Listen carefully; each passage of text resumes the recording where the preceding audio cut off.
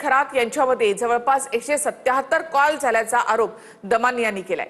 तर चाकणकरांच्या बहीण प्रतिभा चाकणकर यांचे देखील खरात सोबत 236 कॉल झाल्याचा आरोप दमानी यांनी केला आहे।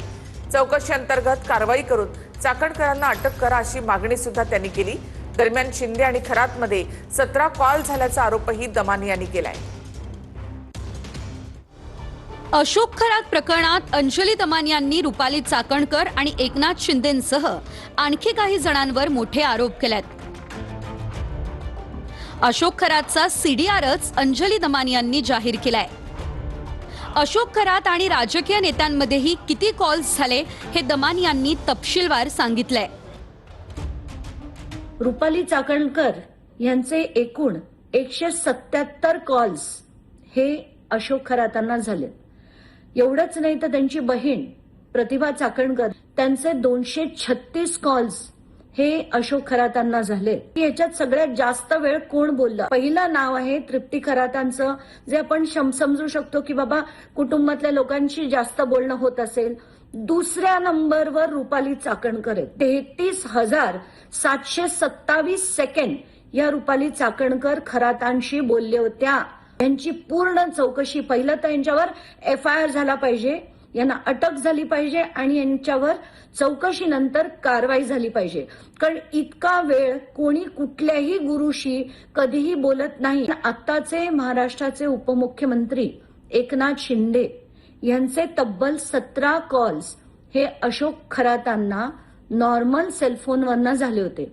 आता व्हॉट्सअप किती झाले आणि इतर किती झाले मला माहित नाही, पण 17 कॉल पैकी 10 इनकमिंग आणि 7 आउटगोईंग कॉल्स होते, ज्याच्यात सगळ्यात जास्त वेळ हे 21 मिनिटं यांच्यात संभाषण झालं। तर आताच्या घटनेला जर महाराष्ट्राचे उपमुख्यमंत्री एकनाथ शिंदे हे जर अशा व्यक्तीला 17 त्यांचे कॉल झालेत तर हे कशासाठी झालेत ह्याचं उत्तर एकनाथ शिंदेनी देणं गरजेचं आहे। चंद्रकांत पाटील जे भाजपचे पूर्व मंत्री होते त्यांचे 8 कॉल्स आहेत। सुनील तटकरे यांचे 8 कॉल्स आहेत आणि आशिष शेलार यांचा देखील 1 कॉल आहे। आता हे मी नॉर्मल कॉल बद्दल बोलतेय, याच्यात व्हॉट्सअप कॉल्सचा काहीही उल्लेख नाहीये। दीपक लोंढे कोण आहेत? दीपक केसरकरांच्या अतिशय जवळचे व्यक्ती, यांचे 189 कॉल्स झालेले होते खरातांना, ते सुद्धा तब्बल 30,579 सेकंड। एका अनोळखी व्यक्तीनं हा सीडीआर व्हॉट्सअपला पाठवला असून तो SIT कडे देणार असं दमानी यांनी सांगितलंय। जी माहिती समजा माझ्याकडे येते किंवा अंजली दमानी यांकडे येते किंवा अजून कोणाकडे येते, वडेट्टीवारजींकडे येते, ही सगळी माहिती SIT कडे येत नसेल का? एवढी सगळी माहिती समोर येऊन सुद्धा SIT अजूनही चाकणकरांना चौकशीसाठी का बोलावत नाही? नाही, ठीक आहे, आता ते पोलिसांना SITला त्यांनी SITची चौकशी सुरू आहे। या सेन्सिटिव्ह प्रकरणामध्ये मी अधिक भाष्य करणे योग्य नाही। अशा प्रकरणामध्ये ज्या SIT असतात त्यावर कुठलेही त्यांचे तपास डायव्हर्ट होऊ नये म्हणून माझ्यासारख्या व्यक्तीने तरी अशा पद्धतीचे कुठलेही स्टेटमेंट करून तपासामध्ये अडथळा आणण्याचा प्रयत्न मी सुद्धा करणार नाही। ज्यांच्याकडे काही अधिक माहिती असेल ते SITला देतील। सोलापूरच्या माढ्यातील अंजनगावमध्ये शिवरायांच्या पुतळ्यावरून वाद झाला। 2 गट आमने सामने आले होते। पोलिसांकडून बॅरिकेड्स लावण्यात आले। दरम्यान पुतळा शासकीय जागेमध्ये स्थलांतरित होईपर्यंत आंदोलन सुरूच राहणार असा इशारा लक्ष्मण हाके यांनी दिलाय। सोलापूरच्या माढा तालुक्यातील अंजन गावात खेलोबा मंदिराच्या प्रवेशद्वाराजवळील छत्रपती शिवाजी महाराजांच्या पुतळ्यावरून वाद निर्माण झालाय। पुतळा शासकीय जागेत स्थलांतरित होत नाही तोपर्यंत ठिय्या आंदोलनाचा इशारा लक्ष्मण हाके यांनी दिलाय। या ठिकाणी लक्ष्मण हाके हे आंदोलनाला बसलेत। 2 गट आमने सामने आल्यानं मोठा तणाव निर्माण झालाय। मोठ्या प्रमाणात पोलिसांचा फौजफाटा तैनात करण्यात आलाय।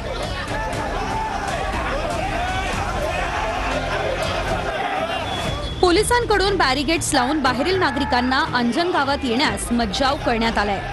दोन्ही बाजूंना पोलिसांनी बॅरिगेड्स लावून प्रवेश रोखलाय। तर लक्ष्मण हाकेला या ठिकाणाहून हाकलण्यासाठी दुसरा गट आक्रमक झालाय। छत्रपती शिवाजी महाराजांचा हा अश्वारूढ पुतळा सन्मानानं प्रशासनानं योग्य त्या जागेमध्ये बसवावा।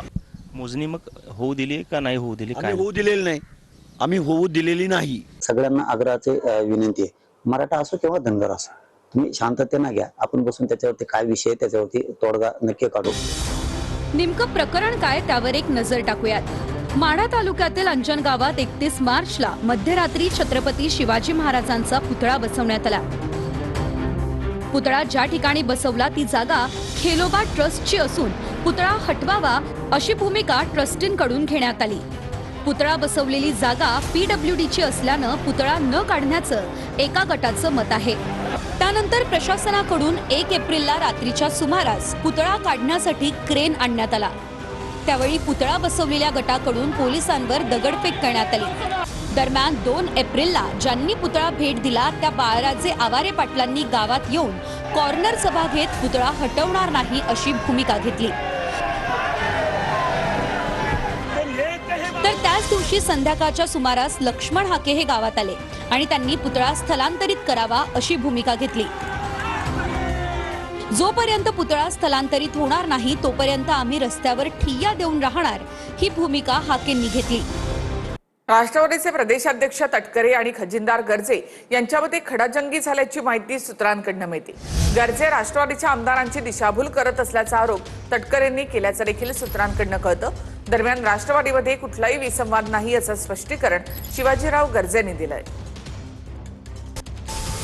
राष्ट्रवादी काँग्रेसचे प्रदेशाध्यक्ष सुनील तटकरे आणि खजिनदार शिवाजीराव गर्जे यांच्यामध्ये शाब्दिक खडाजंगी झाल्याची माहिती सूत्रांनी दिली. सूत्रांच्या माहितीनुसार राष्ट्रवादी पक्षाच्या संविधानामध्ये बदल करण्यासंदर्भात तटकरे आणि पटेलांनी दिलेल्या उत्तराशी सुनेत्रा पवार आणि पार्थ पवार असमाधानी आहेत. त्यामुळे गर्जे हे पक्षातील एकेका आमदारांची भेट घेत होते.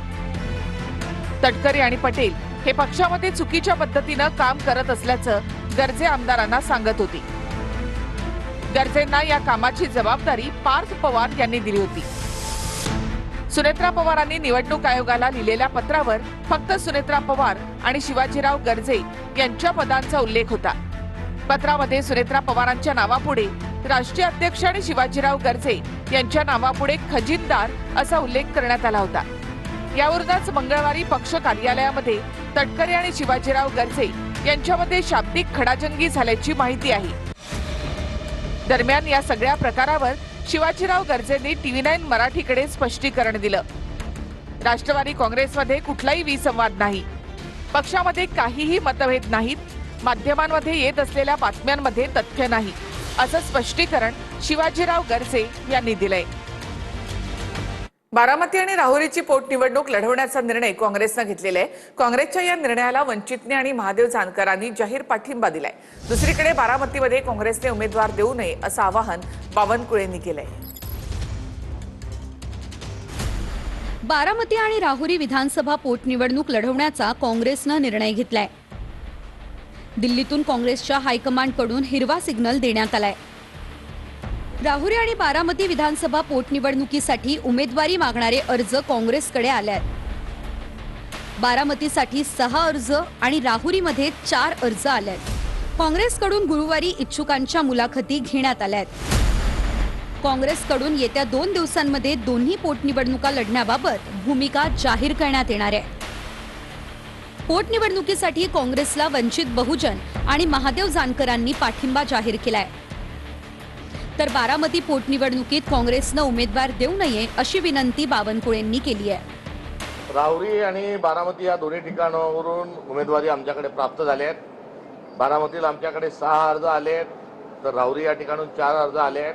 येणाऱ्या 1-2 दिवसात निर्णय होईल अशा प्रकारचा संकेत आणि अशा प्रकारची त्यांना आम्ही संदेश हा दिलेला आहे.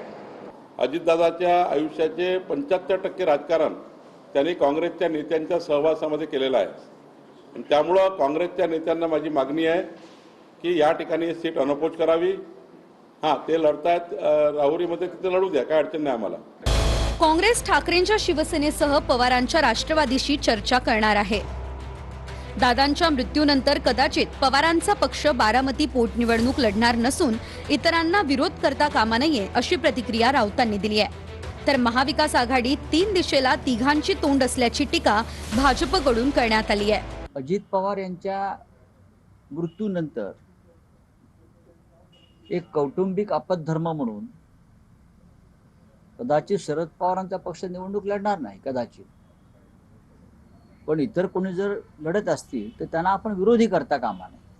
संजय राऊत उभाटा गटाचं मीठ खायचं आणि प्रवक्तेगिरी मात्र शरद पवार साहेबांची करायची, हा धंदा तुमचा सुरू झालाय.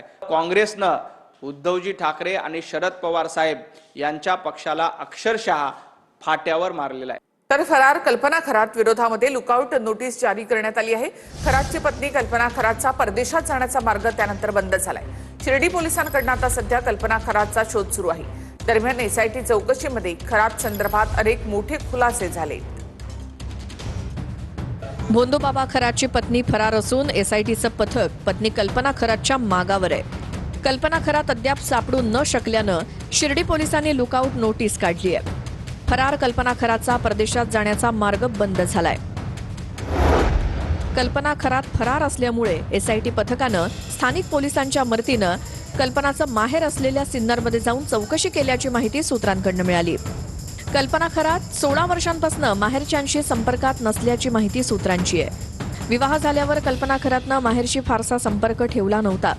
माहेरचे लोक तुटपुंज्या शेतीवर उदरनिर्वाह करतात. त्यांची आर्थिकदृष्ट्या हलाखीची परिस्थिती असल्याची माहिती सूत्रांनी दिली आहे. घरात खूप कॅश यायची, सर्व काही वडिलांना माहिती असल्याची कबुली खरातच्या मुलानं एसआयटीला दिल्याची सूत्रांची माहिती आहे. यावेळी एसआयटीकडनं खरातच्या मुलावर प्रश्नांची सरबत्ती करण्यात आल्याची माहिती सूत्रांनी दिली. खरात प्रकरणात ईशान्येश्वर मंदिराच्या शिवनिका संस्थांवरील 3 संचालकांची एसआयटीकडनं चौकशी करण्यात आली. खरातचे आर्थिक संबंध असलेल्या शिवनिका संस्थांवरील संचालकांची एसआयटीकडनं खरातच्या समक्ष चौकशी करण्यात आली. खरातनं महिलांच्या लैंगिक शोषणासह आर्थिक फसवणूक करत मोठी माया जमवल्याची माहिती एसआयटीकडे आहे. 3ही संचालक खरातचे आर्थिक व्यवहारातले भागीदार असल्याचे पुरावे एसआयटीकडे असल्याची माहिती सूत्रांनी दिली आहे. शिर्डीत पतसंस्थांमध्ये वेगवेगळ्या लोकांच्या नावे खाती उघडून त्या खात्यांवर भोंदूबाबा खरात हा व्यवहार करत होता.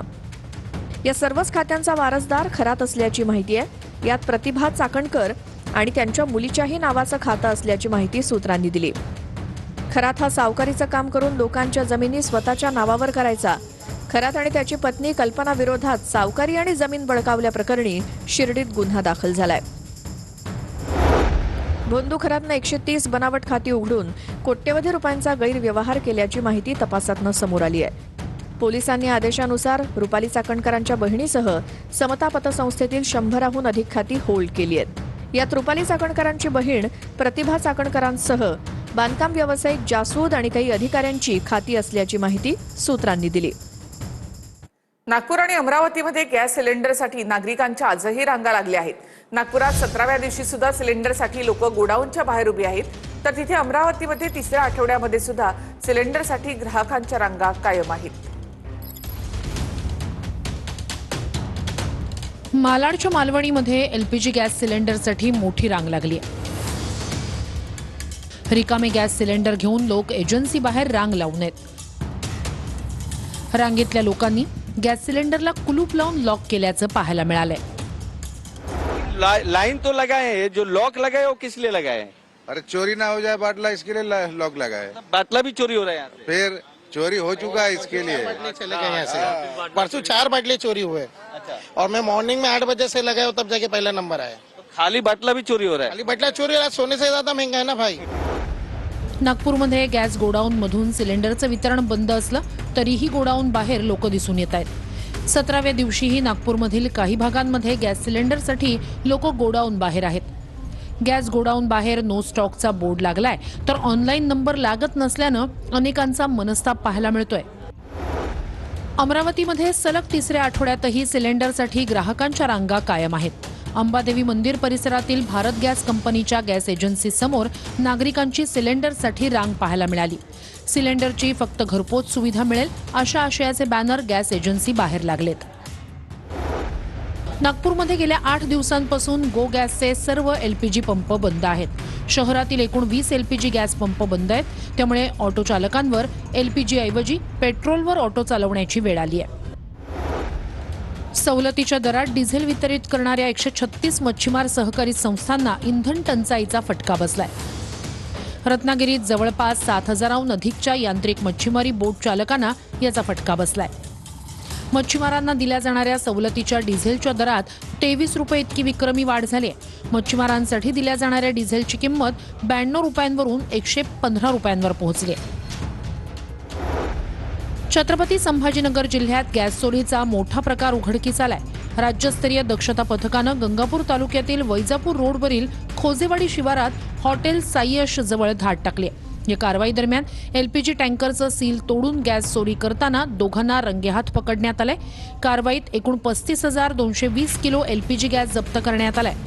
राज्यस्तरीय दक्षता पथकानं सुमारे 1,26 लाखांचा मुद्देमाल हस्तगत केलाय. तर कच्च्या तेलाची किंमत $109 प्रति बॅरलवर पाकिस्तानमध्ये पोहोचली आहे. पाकिस्तानमध्ये पेट्रोलचे दर सुद्धा 458 आणि डिझेलचे दर हे 520 रुपये लिटरवर पोहोचले. पाकिस्तानमध्ये पेट्रोल डिझेलच्या दराचा चांगलाच भडका उडालाय. अमेरिका इराणच्या युद्धामुळे पाकिस्तानात इंधनाचे दर वाढल्यानं पेट्रोल डिझेलचा भडका उडालाय. पाकिस्तानात पेट्रोलची किंमत वाढून 458 रुपये प्रति लिटर झाली आहे, तर डिझेलची किंमत 520 रुपये प्रति लिटर झाली आहे. पाकिस्तान कच्चं तेल सौदी आणि UAE मधून घेतं. हे कच्चं तेल स्ट्रेट ऑफ हॉर्मुझ मधून येतं, मात्र युद्धामुळे स्ट्रेट ऑफ हॉर्मुझ बंद आहे. हॉर्मुझ बंद असल्यानं जागतिक बाजारात कच्च्या तेलाच्या किमती $109 प्रति बॅरलवर पोहोचल्यात. त्यामुळे युद्धामुळे निर्माण झालेल्या इंधन तुटवड्यामुळे वाढलेल्या महागाईनं पाकिस्तानचं कंबरडं मोडलंय.